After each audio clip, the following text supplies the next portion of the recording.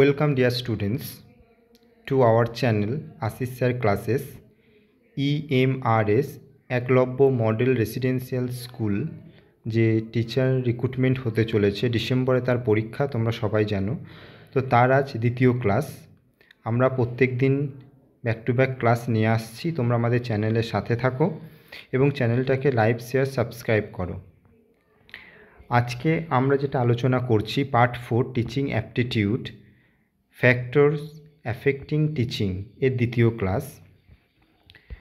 দেখো একটা কোশ্চেন এখানে তোমরা দেখতে পারবে, যেটা হচ্ছে যে ইফেক্টিভ টিচিংয়ের উপর এসেছে। আগের দিন ক্লাসে আমরা আলোচনা করেছি ফ্যাক্টরগুলো কি, যেটা একটা টিচিংকে প্রভাবিত করছে, সেই ফ্যাক্টরগুলো কি।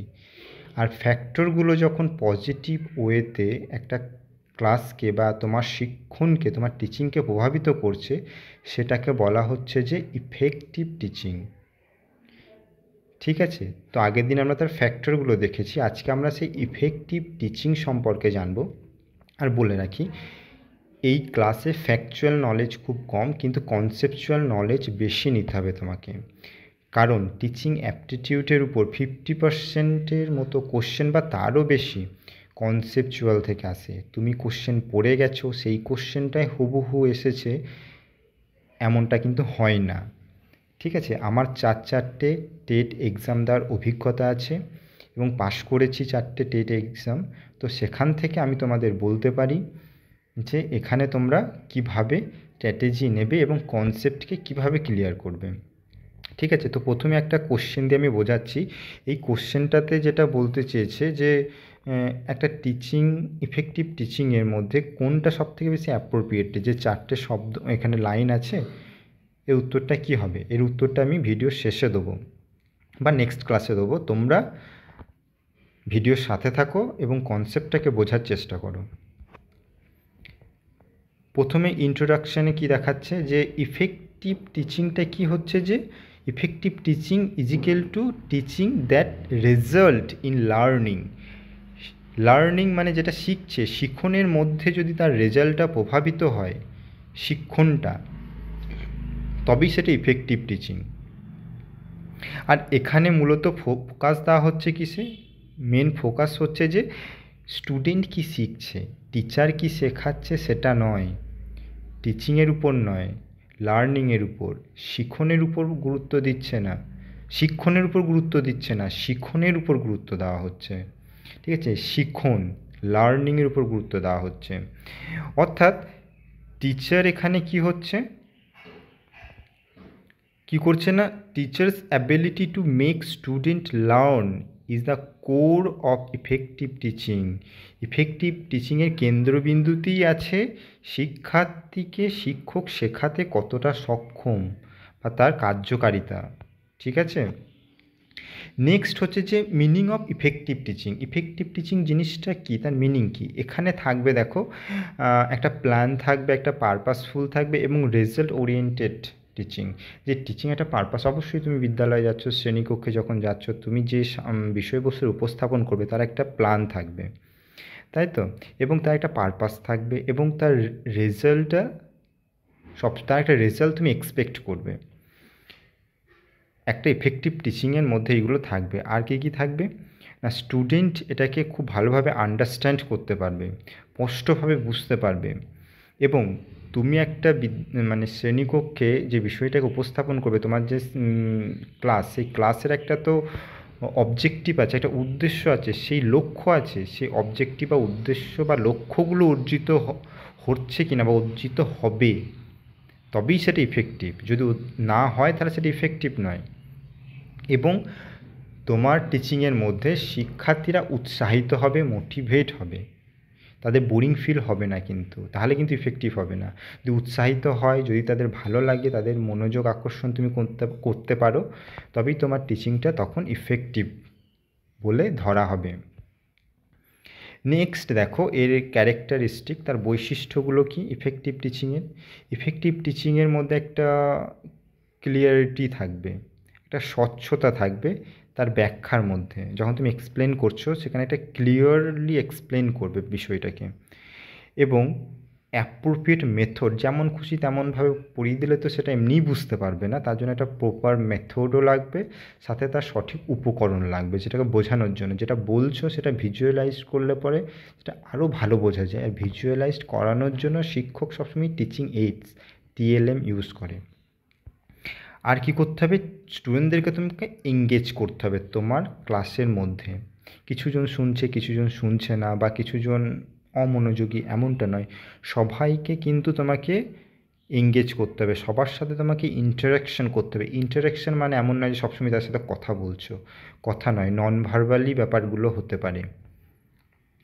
এবং কন্টিনিউয়াস অ্যাসেসমেন্ট অ্যান্ড ফিডব্যাক, আমরা জানি তো সিসিইর কথা, তো ফর্মেটিভ এভলিউশন, সেখানে আমাদের কন্টিনিউয়াস অ্যাসেসমেন্ট হয় শ্রেণীকক্ষের মধ্যেই। তুমি একটা টপিক বোঝানোর পরে একটা কোশ্চেন করে নিলে, কনসেপচুয়াল করলে, একটা ফ্যাকচুয়াল করলে, বুঝতে পারলে কারা বুঝতে পারলো, কারা বুঝতে পারলো না, ঠিক আছে। এবং কোশ্চেনের লেভেল দেখে বুঝতে পারলে এবং হাত তোলার পরিমাণ দেখে বুঝতে পারলে যে শ্রেণীকক্ষের মধ্যে কতগুলো বা কত পার্সেন্ট স্টুডেন্ট কতটা বুঝতে পেরেছে।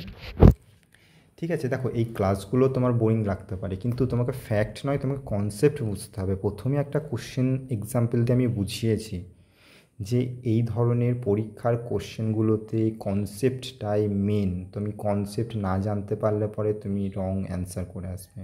কনসেপ্টটা জানলে তবেই তুমি সঠিক অ্যান্সার করতে পারবে। আর এটা একটা প্লাস পয়েন্ট, তোমাকে মুখস্থ করতে হচ্ছে না, তোমাকে জাস্ট ভিডিওগুলোকে দেখতে হবে। ভিডিওগুলো একবার ছেড়ে দুবার দেখো, তিনবার দেখো, ঠিক আছে, তুমি বুঝে গেলেই তুমি কোশ্চেনে অ্যান্সার করতে পারবে। নেক্সট দেখো, নেক্সট যেটা জানবো সেটা হচ্ছে যে ফ্যাক্টর ইনফ্লুয়েন্স ইফেক্টিভ টিচিং, যে উপাদানগুলো ইফেক্টিভ টিচিংকে ইনফ্লুয়েন্স করছে। কী কী? সাবজেক্ট নলেজ, একজন শিক্ষকের সাবজেক্টের সম্পর্কে ভালো নলেজ থাকবে তবেই না সে তার টিচিংকে আরও বেশি ইফেক্টিভ করতে পারবে, ইন্টারেস্টিং করতে পারবে। এবং টিচারের কমিউনিকেশন স্কিলস, টিচার প্রচুর জানে এমনটা নয়, টিচারটা যা জানে সেটাকে তো জানাতে হবে, সেটাকে স্টুডেন্টকে বোঝাতে হবে। স্টুডেন্টের মধ্যে মিসকনসেপ্ট থাকলে সেটাকে ক্লিয়ার করতে হবে, ডাউট থাকলে সেটাকে ক্লিয়ার করতে হবে। স্টুডেন্টের মধ্যে কতটা ডাউট আছে, কতটা তার মধ্যে মিসকনসেপশন আছে, সেটা তুমি জানবে কী করে? তোমার মধ্যে কমিউনিকেশন স্কিল না থাকলে স্টুডেন্ট সবসময় নিজে থেকে এসে কিছু বলে না, টিচারকে তার কাছ থেকে বার করে নিতে হয়, ঠিক আছে। তার জন্য কমিউনিকেশন স্কিল দরকার, যেটা আগের ক্লাসেও আমরা আলোচনা করেছি।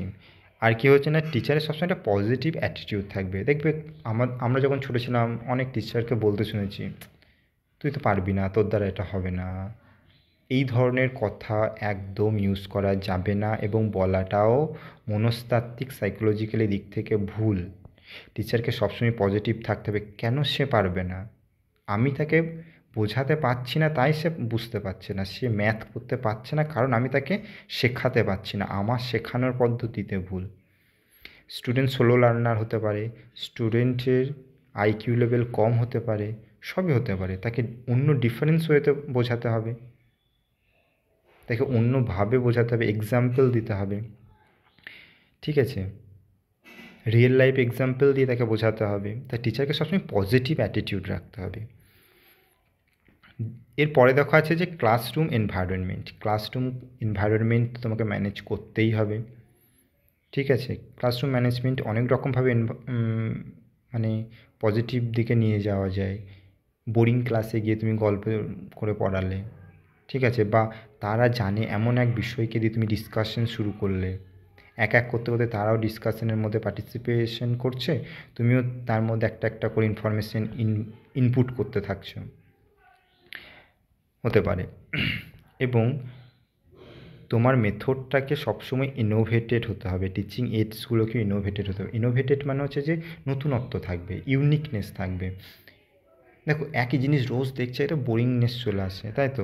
আর যে মেথডগুলো তুমি তোমার ট্রেনিং পিরিয়ডে পড়েছো সেগুলো তো তোমার একটা বেস, গ্রাউন্ড, যার উপর বেস করে গ্রাউন্ড করে তুমি একটা নতুন মেথড অ্যাপ্লাই করতে পারো। দুটো মেথডকে মিক্সড করে দিতে পারো, মিক্সড মেথডে পড়াতে পারো, ডিসকাশনও করছো, গল্পও করছো, মানে স্টোরি স্টেরিং প্লাস ডিসকাশন, বা রোল প্লে মেথড করতে পারো, ঠিক আছে। রোল প্লে মেথডটা অনেকটা টাফ হয়ে যায়, তাহলে ডেমনস্ট্রেশন মেথড করতে পারো, তোমার যেটা সুটেবল মনে হবে। তোমাকে এখানে ইনোভেটেড কিছু করতে হবে, ইনোভেটিভ কিছু করতে হবে। এবার টিচারের রোল কী থাকে ইফেক্টিভ টিচিংয়ে তো টিচারের রোলই বেশি। স্টুডেন্ট ইনভলভ হচ্ছে না, তোমাকে ইনভলভ করাতে হবে। স্টুডেন্ট বুঝতে পারছে না, তোমাকে নতুন মেথড অ্যাপ্লাই করতে হবে তার জন্য। ঠিক আছে, তো কী কী রোল থাকে? টিচার কী করে, একজন ফেসিলিটেটর হিসেবে কাজ করে। তিনি কিন্তু কোনো রকমভাবে মানে কি বলবো, এখানে বেশিরভাগ ক্ষেত্রে ফেসিলিটেটর মানে নিয়ন্ত্রক। তুমি কিছু শেখাচ্ছ না, স্টুডেন্ট নিজে থেকে শিখবে, তুমি তার জন্য একটা এনভায়রনমেন্ট ক্রিয়েট করবে, তুমি তার শেখার জন্য তার উপাদানগুলোকে তার সামনে রাখবে এবং উপাদানগুলোকে কীভাবে নিতে হয় সেটা বলবে। নেবে স্টুডেন্ট, শিখবে স্টুডেন্ট, তুমি কিন্তু শেখাবে না, তুমি তার শেখার জন্য তাকে তৈরি করে দেবে, তার পরিবেশটা তৈরি করে দেবে, তবেই সেটা ইফেক্টিভ টিচিং হবে। কারণ আমরা প্রথমেই একদম ইন্ট্রোডাকশানে কী বলেছি যে ইফেক্টিভ টিচিংয়ে কী দেখা হয়, স্টুডেন্ট কতটা শিখছে, টিচার কি শেখাচ্ছে সেটা নয়, কিন্তু টিচিংয়ের উপর ফোকাস দেওয়া হয় না, লার্নিংয়ের উপর ফোকাস দেওয়া হয়। তবে লার্নিংটা দেখে বলা হয় যে এটা কতটা ইফেক্টিভ টিচিং ছিল। মানে তোমার পারফরমেন্স এভ্যালুয়েশন করা হবে, মানে এভ্যালুয়েট করা হবে, মূল্যায়ন করা হবে স্টুডেন্টের পারফরমেন্স, স্টুডেন্টের শেখাটা দেখে, তার লার্নিংটাকে দেখে। বোঝা গেছে? তো এই আমি যা যা কথা বলছি প্রত্যেকটা পয়েন্ট ইম্পর্টেন্ট কনসেপ্ট বেসিসে। ঠিক আছে, তো তারপর আর কি পয়েন্টে বলছে দেখো, বলছে যে motivated learner and connect lesson with the real লাইফের সাথে। অবশ্যই এটা সব জায়গাতেই বলে থাকে যে রিয়েল লাইফ এক্সাম্পল দাও। আর স্টুডেন্টের যে ডিফিকাল্টিস আছে সেটা টিচার মানে আইডেন্টিফাই করবে, তবেই তার টিচিংটা তো ইফেক্টিভ হবে। যদি স্টুডেন্টের প্রবলেম যদি না বুঝতে পারি, তাহলে আমার টিচিং ইনভলভ হবে না। লাস্টে একজন স্টুডেন্ট সে হয়তো দেখতে পাচ্ছে না আমি বোর্ডে লিখছি, তাহলে তার জন্য আমার ক্লাসটা ইফেক্টিভ হলো না। তো তার সেই প্রবলেমটাকে আইডেন্টিফাই করতে হবে তোমাকে, তোমার কমিউনিকেশন স্কিলের মাধ্যমে, তোমার অবজারভেশন যে স্কিল তার মাধ্যমে তোমাকে আইডেন্টিফাই করতে হবে যে না, ওই বাচ্চাটা দেখতে পাচ্ছে না, তার অসুবিধা হচ্ছে, তাকে সামনের সিটে তাকে বসার জন্য এনকারেজ করতে হবে এবং তার বন্ধুদেরকেও বলতে হবে যে তোমরাও তাকে সহযোগিতা করো, পাশে বসতে নাও। ঠিক আছে, তো স্টুডেন্টদের যে ডিফিকাল্টি সেগুলো তোমাকে আইডেন্টিফাই করতে হবে।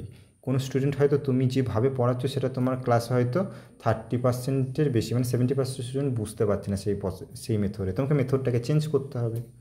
মানে তোমাকে ডিফিকাল্টিসগুলোকে আইডেন্টিফাই করতে হবে এবং তোমাকে তার জন্য রেমিডিয়াল সাপোর্টও দিতে হবে। তো তোমাকে হয়তো এক্সট্রা অন্য সময় ক্লাসের বাইরে তাদের সাথে কথা বলতে হতে পারে, ক্লাসের সময় পেলে না, ক্লাসের বাইরে কার কী সমস্যা তোমার যাকে দেখে মনে হলো, তোমার অবজারভেশন স্কিলের মাধ্যমে। তারপরে তোমাকে তো এনকারেজ এবং কিউরিওসিটি ক্লাসের মধ্যে মেনটেন করতেই হবে, নাহলে তুমি তাদের মনোযোগ ধরে রাখতে পারবে না। বাচ্চা তারা চঞ্চল, ঠিক আছে, আমরাও ছিলাম ক্লাসের মধ্যে, আমাদেরও মনোযোগ বিঘ্নিত হতো। তো আর ওদের মধ্যে বারবার কিউরিওসিটি টুইস্ট দিতে হবে শ্রেণীকক্ষের মধ্যে। ঠিক আছে, এবং স্টুডেন্টদেরকে সবসময় একটা থিঙ্কিং করার একটা পেজ দিতে হবে, একটা যেখানে তারা ক্রিটিক্যাল থিঙ্কিং করবে, ডাইভার্জেন্ট থিঙ্কিং করবে। ঠিক আছে, এইগুলোই মূলত টিচারের রোল থাকবে। এবার দেখো, টিচিং স্কিলকে যদি ইফেক্টিভ করতে হয় তাহলে পরে টিচিং এবং লার্নিংয়ের জন্য যে স্কিলগুলো ব্যবহার হবে সেই স্কিলগুলোকে আমরা জানবো যে কী কী স্কিল হতে পারে। তো টিচিং স্কিল জিনিসটা কি এখানে দেখো ব্যাখ্যা করা আছে, মানে মূলত যে পদ্ধতিগুলোকে বা যে অ্যাক্টিভিটিগুলো এবং যে প্রসিডিওরগুলো ফলো হয় একজন টিচারের দ্বারা শ্রেণীকক্ষে, সেইগুলোই মূলত টিচিং স্কিল এখানে বলা হচ্ছে। গেজ তার সংজ্ঞায় দিয়েছে, তোমরা সংজ্ঞাটা পড়ে নেবে পজ করে। এনসিইআরটি 13টা টিচিং স্কিলের কথা বলেছে, টিচিং স্কিলগুলো এক এক করে দেখে নেবে এবং পারলে একটু পড়ে রাখবে, চোখ বুলিয়ে রাখবে, যে কোনো সময় দিলে পরে মেনলি এখানে কোশ্চেন আসতে পারে এনসিইআরটি কটা স্কিলকে টিচিং স্কিল হিসেবে মান্যতা দিয়েছে, 13টা। তো মোর যে টিচিং স্কিল কোর যে টিচিং স্কিলগুলো আছে সেইগুলোর মধ্যে হচ্ছে যে লেসেন বা তোমার বিষয়বস্তুকে উপস্থাপন করছো, ইন্ট্রোডাকশন করছো, তার স্কিল। স্টিমুলেশন ভেরিয়েশন তার একটা স্কিল। স্কিল অফ এক্সপ্লেন করছো, ব্যাখ্যাকরণের যে দক্ষতা। ঠিক আছে, এবং সঠিক এক্সাম্পল দিতে পারতে হবে। ব্যাখ্যার সাথে সাথে ব্যাখ্যাটা কখন সুন্দর হবে, যখন সঠিক তোমার এক্সাম্পল থাকবে, অ্যাপ্রোপ্রিয়েট এক্সাম্পল, সেটা তোমাকে দেওয়ার দক্ষতা রাখতে হবে। ব্ল্যাকবোর্ড ইউজ করার দক্ষতা, এটাও একটা কোর টিচিং স্কিল। সঠিক কোয়েশ্চেন করছো, ঠিক আছে, এবং কোশ্চেন করলে তো সঠিক কোশ্চেনের সাথে কোশ্চেন করা ফ্লুয়েন্সিটাও তোমার একটা স্কিল, এখানে দুটো দেখো রয়েছে কোশ্চেনিংয়ের উপর। এবং হচ্ছে স্কিল অফ রিইনফোর্সমেন্ট, যেটা খুব ইম্পর্টেন্ট। অনেক সময় আমাদের টিচার, আমরা কোনো কিছু উত্তর দেওয়ার পর যখন টিচাররা কোনো রকম কিছু বলতো না, অ্যাভয়েড করতো, আমাদের খারাপ লাগতো, বা যখন টিচাররা বলতো বাহ তুমি তো খুব সুন্দর বলেছো, বাহ তুমি তো ভালো জানো, তোমার তো এই বিষয়ে নলেজ আছে, এই ধরনের যে রিইনফোর্সমেন্ট, পজিটিভ রিইনফোর্সমেন্টগুলো হয়, তাদের এনকারেজ স্টুডেন্টদের বাড়বে পার্টিসিপেশনের ক্ষেত্রে। তো আমাদের ক্লাস মূলত এখানেই সমাপ্ত হচ্ছে। কনক্লুশনে এটাই বলবো যে effective teaching is equal to learning and learning centre teaching. অর্থাৎ টিচিংটা তখনই ইফেক্টিভ হবে যখন লার্নারকে সেন্টারে রেখে তুমি তোমার টিচিংটাকে প্রোভাইড করবে। কনস্ট্রাকটিভিস্ট অ্যাপ্রোচ বা টিচিং যে মেথডটা আছে, সেখানে কিন্তু স্টুডেন্টকে বা লার্নারকেই মানে সেন্টারে রাখা হয়, টিচারকে একজন ফেসিলিটেটর হিসেবে দেখা হয়। ঠিক আছে, তো thank you for watching Ashish sir classes. Please like, share, subscribe. আমাদের ব্যাক টু ব্যাক ক্লাস আসছে, নেক্সট আমাদের এমসিকিউ ক্লাসও স্টার্ট হবে। তোমরা সাথে থাকো, পাশে থাকো। Thank you.